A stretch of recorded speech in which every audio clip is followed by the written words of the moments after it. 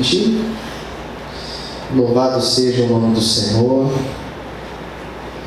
Atos dos Apóstolos, capítulo 20. Os que já encontraram, digam amém. Diz assim, vamos ler o versículo 7. A palavra do Senhor diz assim: no primeiro dia da semana, ajuntando-se os discípulos para partir o pão, Paulo, que havia de partir no dia seguinte, falava com eles e alargou a prática até meia-noite, ou seja, esticou o culto até meia-noite.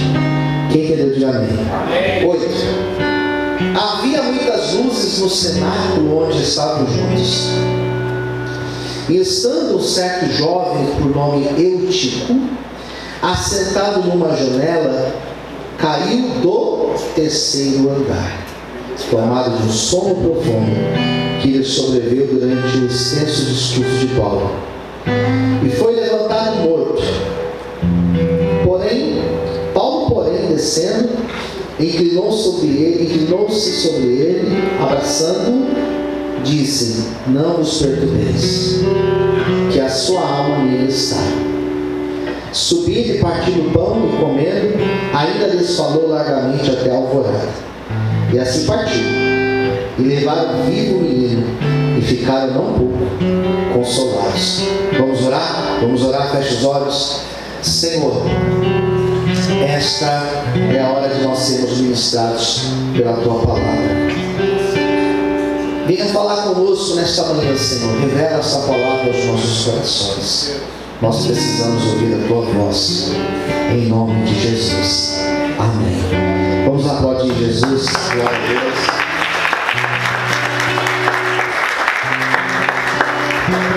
Meu horário está bem justinho, mas eu vou ministrar o que Deus colocou no meu coração e prometo que eu vou encerrar o culto no horário, em nome de Jesus. Consigo amém, queridos? Amém. Vamos lá, de forma bem dinâmica. Essa palavra que nós acabamos de ler fala do apóstolo Paulo, fala de uma ressurreição. Ressurreição é o tema que nós estamos falando durante esse mês de novembro. E eu, quando Deus colocou no meu coração essa série de mensagens, essa pregação, essa palavra sobre Paulo, orando por Eutico, eu falei, essa daí eu não vou deixar na campanha não. Até porque não faz muito tempo que pregaram aqui, mês passado, se não me engano, um dos obreiros. Eu falei, eu vou puxar para o domingo, porque no domingo essa palavra ela vai falar conosco. Eu comecei a orar desde então. Eu trouxe aquelas 3 reflexões sobre os encontros com Jesus. Semana passada encerrei falando sobre Pedro. E hoje Deus colocou essa palavra, mas colocou com muita verdade no meu coração. Ela fala de Paulo. E tem outro nome que aparece no texto, você deve ter prestado atenção e ter visto. É o nome de Eutico. E Eutico não é um nome comum na Bíblia. Nós não encontraremos nenhuma outra parte o nome Eutico dentro da Bíblia. É só aqui que aparece. Fala que ele era um jovem, mas não fala a idade dele. Não fala se ele era crente ou não. Fala que ele estava no culto, mas estar no culto não significa nada. Às vezes está no culto porque está. Às vezes veio para trazer a mãe, veio para trazer a mulher, veio para trazer o filho, veio para trazer o pai. E está sentado ouvindo o culto, participando. Eu estava no culto, não sei se ele era crente ou não, mas devia ser. Porque era um culto que foi até mais de meia-noite, irmãos. Às vezes quando a gente passa 5, 10 minutos, já percebe que tem uns crentes que ficam meio, né? Parece que vai salvar o mundo depois do culto, e o pastor está demorando muito para terminar esse culto, né? Paulo esticou o culto. A Bíblia fala que Paulo foi fazer um culto, Gabriel. Estava ali dirigindo o culto. Ele tinha uma viagem marcada para o outro dia, para uma outra cidade, para fazer missão. Ele falou, eu preciso pregar para vocês. Deus colocou algo no meu coração. Eu vou passar do horário. E passou do horário. Eles estavam numa casa, eles estavam num cenáculo vemos as expressões lá no Novo Testamento, que a igreja de Éfeso, que eles estavam na igreja em Filipos, que eles estavam na igreja não sei onde. Essas igrejas não eram uma igreja como isso daqui, não era um espaço comercial. As igrejas, a expressão que nós usamos na teologia, elas eram domos ecclesia. O que significa domos ecclesia? Eram igrejas das casas. Então quando fala que Paulo estava lá em Éfeso, na igreja de Éfeso, era numa casa. Quem entendeu, diga amém. A igreja de Corinto era uma casa. Esse modelo aqui não é da época deles, é nosso. Então Paulo estava naquela casa pregando, mas não era uma casa comum, era uma casa igual da Mandinhaca, né, Mandinha? Uma casa grande, igual a nossa irmã, uma casa espaçosa, uma casa com andares. Diz a Bíblia que a casa estava cheia de pessoas, e até no terceiro andar da casa tinha gente. Quem está entendendo, diga amém. E Paulo ali pregando. Era um lugar iluminado, diz a Bíblia, ou seja, não era um lugar com meia luz, não era um lugar com a luz meio apagada, não, era um lugar claro. E Paulo ali pregando para eles, e diz a Bíblia que naquele meio tinha esse rapazinho aqui chamado Eutico. E Eutico começou a procurar um lugar para sentar. Não tinha cadeiras vazias, não tinha bancos vazios. Procurou lugares para sentar, porque a pregação estava bem longa, né? E ele achou um lugar, queridos. E o lugar que ele achou está aqui, Atos capítulo 20, versículo 9. Ele sentou na janela. O lugar que ele escolheu para sentar era uma janela. Quem entendeu, diga amém. Daí eu imagino, né? Eu imagino, a Bíblia não está dizendo, eu não imagino que ele sentou com uma perna para dentro e outra para fora, como se estivesse sentado num cavalo ou numa bicicleta. Ele deve ter sentado assim, a janela aqui aberta.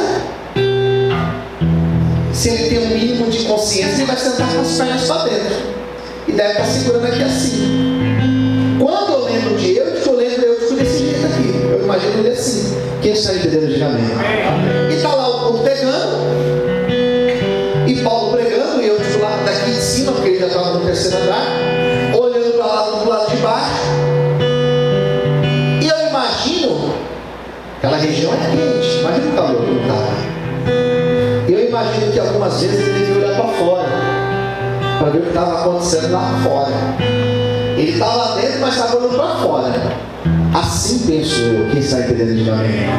E o culto pegando, o culto falando ali, Paulo pregando, eu te ouvindo, daqui a pouco eu te olhava para trás, olhava na rua, vendo o que estava passando, o que estava acontecendo. E assim que se constrói essa cena. Se o texto acabasse assim, estava tudo tranquilo, mas não foi assim que acabou o texto. Diz a Bíblia que Eutico começou a sentir um cansaço.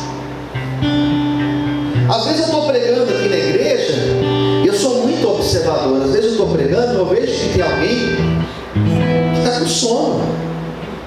Às vezes abre um bocão, irmãos, eu fico olhando assim, oh, meu Deus, eu preciso tomar cuidado, senão vai me engolir. E alguém fala, ei, pastor, engoliu o pastor desse tamanho. Isso é a boca do peixe de Jonas. Você percebe que o irmão está com sono. Você percebe que começa a mexer com os olhos, começa a ficar incomodado. A grande verdade é que Eutico estava ali, irmãos. E quando você começa a falar com as pessoas, dependendo do tempo da pregação, as pessoas começam a perder a atenção. Daqui a pouco ela já está pegando o celular, daqui a pouco ela já está querendo ir no banheiro, daqui a pouco ela já está querendo beber água, daqui a pouco já começa a sentir um desconforto. Eutico começou a sentir um desconforto, sono, cansaço, já era tarde, talvez ele tenha acordado cedo, talvez ele trabalhou pesado, não importa. A Bíblia fala que do jeito que ele estava naquela janela, ele dorme. E algumas palavras desse texto, elas saltam aos olhos de alguém que prega. A Algumas palavras desse texto, não tem como eu passar por elas sem citar algo. Primeiro delas, Eutico sentou num lugar que não era para ele sentar. Diga para quem está ao seu lado: tome cuidado onde você senta. E você sabe, queridos, que a primeira palavra é essa: onde você está sentado. Fique em pé, mas não senta numa janela. Fique em pé, mas não senta num lugar onde você vai correr riscos. Eutico sentou na janela. A Bíblia, quando fala sobre assentar tem vários sentidos. É uma palavra que nós podemos usar até a ideia de polissêmica. Ela tem vários sentidos dentro da Bíblia. Neemias capítulo 1 vai falar que Neemias recebe a visita de um dos seus irmãos, chamado Hanani, e Neemias perguntou: e aí, como é que estão os nossos irmãos, os nossos parentes que ficaram em Jerusalém? Hanani falou: olha, eu tenho uma notícia que não é boa. Aqueles que não foram para o cativeiro da Babilônia, eles estão em Jerusalém em miséria. A cidade foi destruída, as portas foram derrubadas, o templo foi destruído, o povo está passando fome. Aleluia! E diz a Bíblia que Neemias então se assentou e chorou e lamentou por alguns dias. Sentar ali não significa que ele fez o que você está agora fazendo, sentado. Ali está falando que ele caiu perante Deus e chorou perante Deus. A gente fala isso para as pessoas: tem uma coisa para te falar, está sentado? Por quê? Porque tem essa noção de que quando você recebe uma notícia muito forte, você cai sentado, você cai com a cara no chão. Assentado ali em Neemias significa que ele se lamentou perante Deus. A Bíblia fala no livro de Salmos, no capítulo 1, diz assim: bem-aventurado o varão que não anda segundo o conselho dos ímpios, nem se detém no caminho dos pecadores, e não se assenta na roda dos escarnecedores. Aleluia! Assentar no Salmo 1 significa cuidado com as suas amizades, cuidado com o seu ciclo de amizades, porque este ciclo de amizades, ele pode te influenciar a sair da direção de Deus, a sair da vontade do Senhor. Por que Eutico caiu? Porque em primeiro lugar, Eutico estava assentado no lugar errado. Hoje em dia nós podemos dizer que o Eutico caiu porque ele estava sentado no lugar onde Deus não queria ele. Deus queria ele numa posição e ele escolheu sentar numa janela. Tem pessoas que perdem o ministério, perdem as promessas de Deus, perdem de viver a plenitude de Deus. Por quê? Porque se assenta onde Deus não quer que se assenta, porque convive onde Deus não quer que convive. Tem lugar que não cabe mais você, tem conversas que você não pode mais fazer parte porque não te cabe. Você é separado, você é escolhido, você é ungido de Deus. Ser separado é você saber onde você pode estar e onde você estará, se vai ou não glorificar ao nome de Deus. Aleluia! Glória a Deus! Por que Eutico caiu? Porque ele sentou onde não era para sentar. Tem coisas de Deus que não aconteceram na tua vida porque você não mudou o lugar onde você está sentado. Meu Deus! Deus já ministrou no meu coração em algumas ocasiões. Vira a chave. Muda o fluxo de pessoas que você está junto. Muda. Se você não mudar, tudo vai continuar acontecendo do mesmo jeito. Tudo vai ficar do mesmo jeito. Muda. Às vezes é uma mudança só para cá. As coisas mudam totalmente. Minha mãe está lá na chácara. Minha mãe toca aquela chácara de forma tremenda, manja muito, negócio de terra, de plantar. Minha mãe manja muito isso. Minha mãe foi criada numa escola interna e ela aprendeu todas essas coisas. Isso aqui é para sombra, isso aqui tem que ficar no sol, isso aqui tem que molhar 2 vezes por dia, isso aqui tem que molhar 1 vez por semana. É um negócio tremendo. Não sei, acho que inventa algumas coisas, não é possível. Mas ela sabe um monte de coisa. E às vezes ela pega uma árvore, irmãos, uma árvore, está lá já, plantada. Ela fala: isso aqui tem que sair daqui. outro. Não. Tem que tirar ela daqui e colocar ela ali. Porque ali, olha o sol que bate ali. Daí você pega assim, você acha que vai dar errado. Você pega e tira, irmãos. É um pouquinho para cá. E o que estava bom, melhora mais ainda. Às vezes Deus está falando assim para a gente: sai desse meio aí. Eita, papai. Sai daí. Vai para um outro lugar, vai para uma outra situação, vai para um outro grupo. Mude. E a pessoa às vezes faz só isso aqui, irmãos. E as coisas começam a acontecer na vida dela. Posso ouvir um amém, queridos? É uma mudança. É vir para cá. É se posicionar aqui. O que Deus quer que você faça? Onde Deus mandou você ficar? Qual foi a posição que Deus mandou? É assim? Então faz.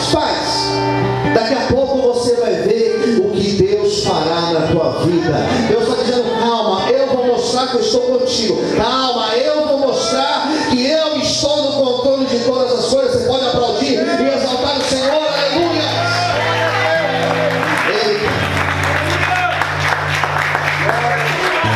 Aí eu sentou no lugar errado. 2, sentou logo numa janela, irmãos. E a janela, ela tem esse negócio. A janela te dá 2 tipos de visões: a visão para quem está do lado de fora e a visão para quem está do lado de dentro. Você está vendo só o que está acontecendo aqui dentro, irmãos. Você está vendo só o que está acontecendo aqui em cima. O Érico está lá na porta, ele consegue ver o que está aqui e o que está lá fora. Se o carro está ali, se o caramelo já está na cantina esperando, se tiver, já avisa que hoje é 0, hoje não tem cantina. Hoje está meio seco.